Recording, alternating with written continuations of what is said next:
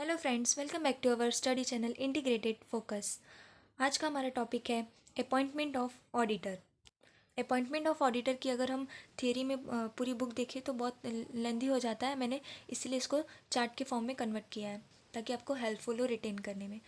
तो ऑडिटर की अपॉइंटमेंट दो तरीके से होती है। दो केस हो सकते हैं, या तो वो कंपनी गवर्नमेंट कंपनी हो या तो फिर वो नॉन गवर्नमेंट कंपनी हो। अगर गवर्नमेंट कंपनी है तो उस केस में भी थ्री क्राइटेरिया होते हैं जो कि सेम है नॉन गवर्नमेंट कंपनी के, जो कि है first auditor, subsequent auditor and in case of casual vacancy. तो सबको सेपरेटली हम देखते हैं कि क्या होता है। यानी कि ऑडिटर, अगर कोई कंपनी न्यूली स्टार्टेड है तो वहाँ पे जो पहला ऑडिटर आएगा उसका अपॉइंटमेंट किस तरीके से होगा, और उसके बाद वाले यानी कि subsequent auditor other than first auditor उनका अपॉइंटमेंट कैसे होगा, और appointment in case of casual vacancy. Casual vacancy यानी कि कोई भी अपॉइंटमेंट नहीं हो पा रही है, यानी कि ऑडिटर जो है रिटायर हो गया है किस वजह से, या तो वो उसकी डेथ हो गई है या फिर उसका वो पागल हो गया है, या फिर कोई भी रीज़न की वजह से अगर जो है उसकी सीट वेकेंट हो जाती है, खाली हो जाती है, तो उस केस में ऑडिटर किस तरीके से अपॉइंट होता है उसकी जगह पे कोई दूसरा ऑडिटर। तो वो चलिए देखते हैं। गवर्नमेंट कंपनी के केस में जो फर्स्ट ऑडिटर होता है, सबसे पहले कॉम्प्ट्रोल ऑडिटर जनरल ऑफ इंडिया, ये जो है गवर्नमेंट के केस में सीएजी जैसे शॉर्ट फॉर्म में कहते हैं, कॉम्प्ट्रोल ऑडिटर जनरल ऑफ इंडिया, ये जो है फर्स्ट ऑडिटर को अपॉइंट करती है। मान लीजिए कंपनी रजिस्टर्ड हुई आज, तो आज से लेके 60 डे के अंडर सीएजी को फर्स्ट ऑडिटर को अपॉइंट करना होगा, इनकॉर्पोरेशन से लेके अब 60 डे के अंदर तक। और अगर वो अपॉइंट नहीं कर पाया ऑडिटर को, तो उसके फेल हो जाने पर फिर बोर्ड ऑफ डायरेक्टर को जैसे ही 60 डे फिनिश होता है उसके बाद वाले 61st डे से लेके काउंट किया जाएगा 30 डे। उस 30 डे में बोर्ड ऑफ डायरेक्टर को अपॉइंट करना होगा ऑडिटर को। By chance board of director भी अगर ये अपॉइंट नहीं कर पाए ऑडिटर को, तब आती है मेंबर की रोल।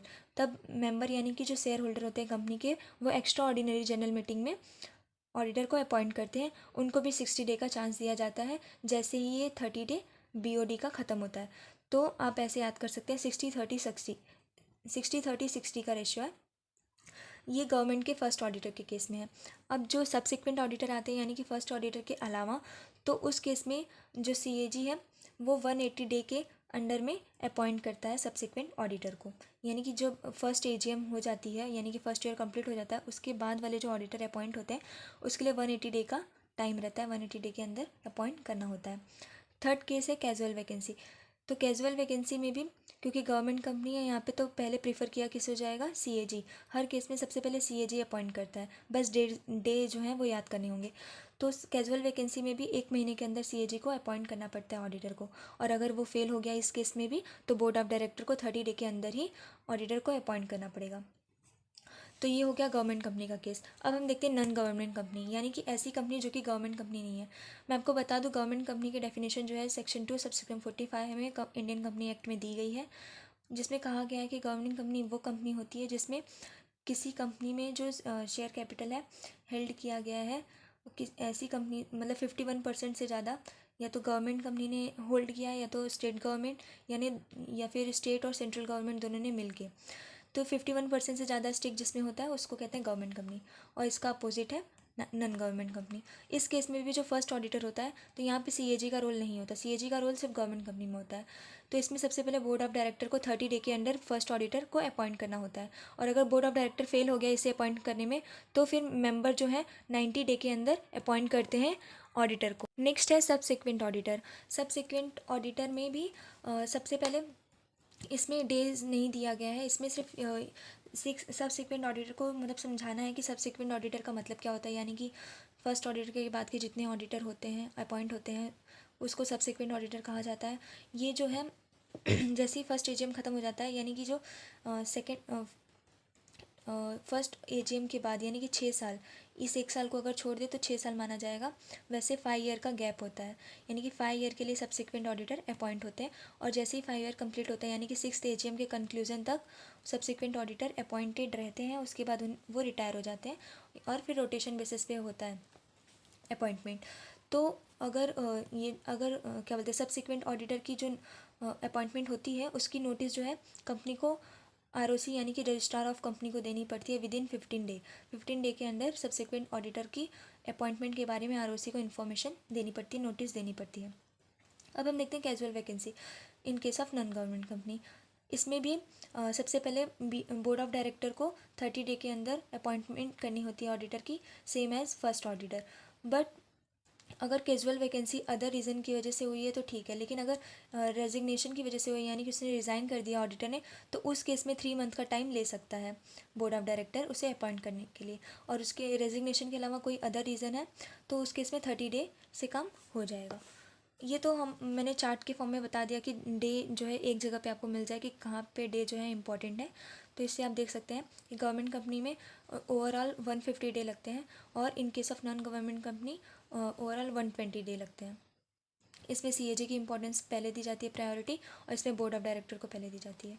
तो ये तो हो गया हम मतलब चार्ट के फॉर्म में। लेकिन अगर बुक में मैंने देखा है, बुक में इस तरीके से दिया गया है कि जैसे appointment by director, appointment in general meeting, appointment by special resolution और अपॉइंटमेंट बाय ऑडिट कमेटी। तो ये 4 केस में और भी अदर पॉइंट्स को यही सारी पॉइंट को मिक्स करके लिखा गया है, लेकिन मैंने सेपरेट इसे बना दिया ताकि कोई कन्फ्यूज़न ना क्रिएट हो। तो डायरेक्टर और जनरल मीटिंग के बारे में तो हमने देख लिया, डायरेक्टर यानी कि बोर्ड ऑफ डायरेक्टर का केस हमने देख लिया। यहाँ पे वही सारे पॉइंट्स आएंगे।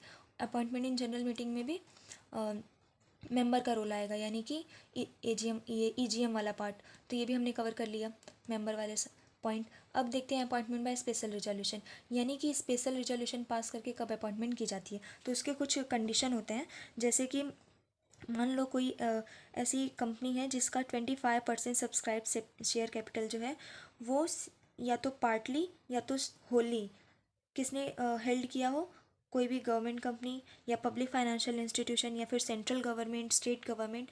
अगर कोई गवर्नमेंट कंपनी जो है वो 25% से ज़्यादा सब्सक्राइब शेयर कैपिटल हेल्ड करती है तो उस केस में स्पेशल रिजोल्यूशन पास करना नेसेसरी होता है, कंपलसरी होता है। और या तो फिर कोई ऐसा इंस्टीट्यूशन जो कि प्रोविडेंशियल या फिर स्टेट एक्ट के अंडर में आता है जिसमें 51% से ज़्यादा स्टेक किसका है, गवर्नमेंट का, तो उस केस में भी स्पेशल रिजोल्यूशन पास करके अपॉइंटमेंट की जाती है ऑडिटर की। फिर हम देखते हैं ऑडिट कमेटी।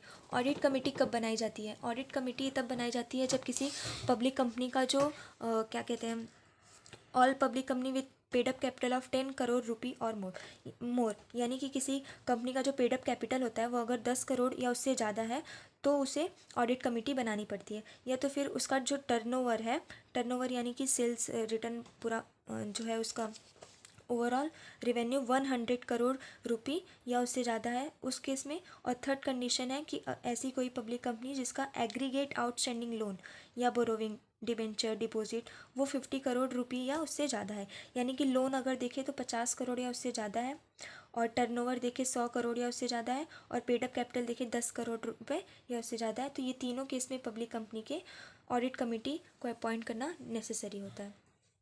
हम एक छोटा सा कॉन्सेप्ट यहाँ पे समझ लेते हैं, सर्टिफिकेट बाय ऑडिटर।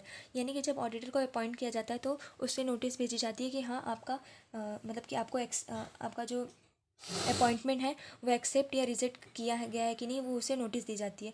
और तो उस टाइम पे अगर ऑडिटर को मतलब कि अपॉइंटमेंट क्लियर हो गया तो उसे एक सर्टिफिकेट देना पड़ता है कंपनी को कि उसने कहीं पे भी मतलब उसके ऊपर कोई चार्जेस नहीं लगे हैं, और वो उसने जो भी सर्टिफिकेट में वो सारी चीज़ें शो करेगा, अपनी एलिजिबिलिटी वगैरह और सारी जो भी इंडियन कंपनी एक्ट 2013 से रिलेटेड और रूल्स एंड नॉर्म्स होंगे उसने फॉलो किए हैं, सारी बातों को डिस्क्लोज़ करेगा कि हाँ सर्टिफिकेट में कि वो किसी काम के लिए मतलब कि ऐसा नहीं है कि उसके ऊपर कोई चार्जेस वगैरह लगे हैं, इसने कुछ गलत काम नहीं किया है, मतलब कि एक रिस्पॉन्सिबल ऑडिटर को अपॉइंट किया जाता है जो कि CA इन प्रैक्टिस हो, तो उसको एक सर्टिफिकेट देना पड़ता है इस बात का। तो ये हो गया अपॉइंटमेंट ऑफ ऑडिटर। अब नेक्स्ट वीडियो में हम कवर करेंगे नेक्स्ट टॉपिक, तब तक के लिए बने रहिए, stay tune, thanks for watching.